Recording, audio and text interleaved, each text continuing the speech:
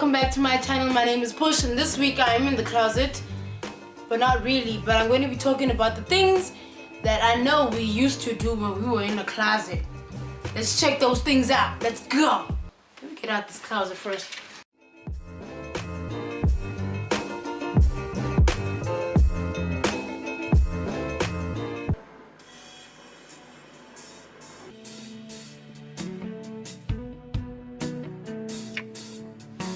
Conditions can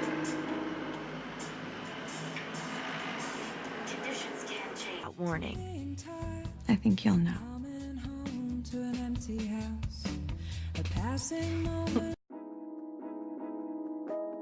Okay, the first thing I used to do was I used to religiously watch Grey's Anatomy, especially the scenes where Kelly and Arizona were in it and they were kissing or they were doing any sort of romantic dons in it. I used to love it so much. And I think this is really literally why representation is important on television, because I saw myself in a character and, you know, I felt normal and I felt like it was okay for me to be myself. And yeah, and it's one of those things where I tell people I've never really seen queerness on television, so it's not something that I picked up somewhere. I really just saw it in my adult life when I was in varsity, and it felt good to see it because I could empathize with the characters on screen. And yo, I used to do that a lot, and I loved Kelly so fucking much. But anyway, let's go to the next.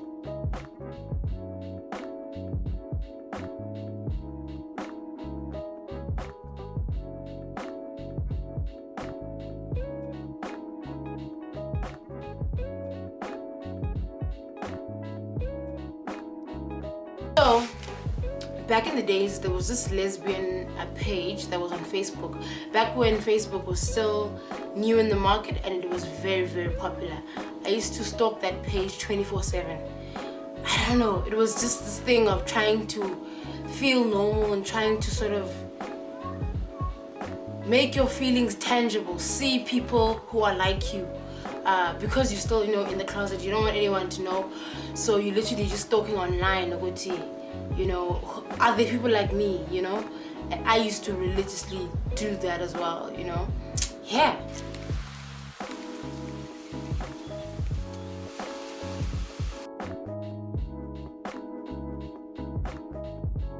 Okay, the other thing I used to do, I used to go online and type in, am I lesbian or am I bisexual, and how to know if you're bisexual, and I would take these quizzes and all of them would come up. Yeah, you're probably gay, maybe you're bisexual, explore your na. Dude, those quizzes were helpful, I guess. They were really helpful. Yeah.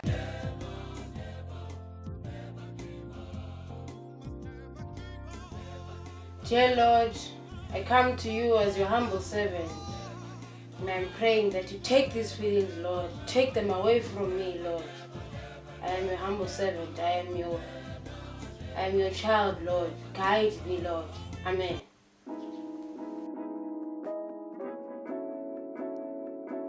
A stressful thing that I used to do was I used to pray. Now, if you knew me back in the day, I think in varsity and most of high school, I was very religious. I grew up Catholic, and I wanted to learn, especially in varsity, I wanted to learn what does the Catholic Church say about gay people, and you know, what do I then do with the feelings that I have. So obviously I would ask questions very hypothetically, pose them to people, see, Google and YouTube videos that speak about religion versus your sexuality, and this is what I gathered. I learned that, now this is not back in the days, and I'm not saying that the Catholic Church still believes this, but this is the information that I gathered, and this is the information that I got from my sort of research in asking people questions and researching online. It was that if you are queer, you're gay, you have feelings for the same sex, whatever it is, you are not allowed to express those feelings. So yes, you can be gay, exist in your gay self or in your queer self, but do not act on those feelings. In other words, do not kiss other women, do not date other women, don't act on that feeling. Yes, you are allowed to come to church, you're allowed to pray with other members of the parish, but you are not allowed to act upon whatever it is that comes with being gay. And so that's what what was my main focus then. It became not trying, not being tempted almost. And I used to pray about temptation and, Lord, please take these feelings away. I used to do that religiously every night. And it became harder because I at that time, as I was trying to sort of pour out my feelings and hoping that, this is my gay cup and this is the Lord and the church. And I used to just try to offload that cup into the church and come back sort of maybe as a heterosexual person, because most of the time I was like, okay, at least I like boys, so I'm not that bad, I'm not that much of a sinner, But over the years I've reconciled, and I've accepted the fact that I'm queer. But we'll talk about religion and queerness in another video, another episode. Yeah, so those are the things I used to do when I was in the closet. It was a very stressful time in my life, and I'm glad I'm out and I'm doing YouTube videos. And if you are in the closet and you're watching this video, don't come out if you don't feel ready. It's important for you to feel ready. Also, just do the internal work of accepting and loving yourself and re-loving yourself as a queer person. And yeah, comment, share, subscribe, like. Yes, I'll see you next time, man. Thank you so much for watching, and thank you so much for the patience. From now on, I will be posting weekly videos, or I'll try. Thanks. Bye. Want to disclaim or just let everyone know what happened to my face, and I know people were asking me on Twitter as well, which am I okay? I'm fine. What had happened was my girlfriend and I were celebrating our 1-year anniversary. Yay! And we were braaiing. We took the braai stand into the house. Now it was not emitting any visible smoke, so we brought it into the house, not in but like by the door, so that we could saute amalahle. So we were sorting the malahle, I don't know what to call it. Yeah, and we fell asleep. We woke up and we were both dizzy.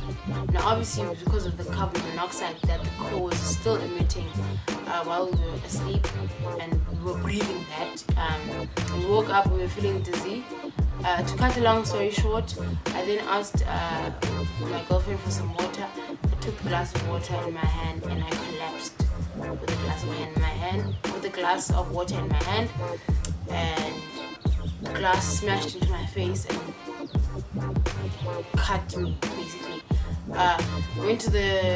Got the ambulance, went to the doctor. I was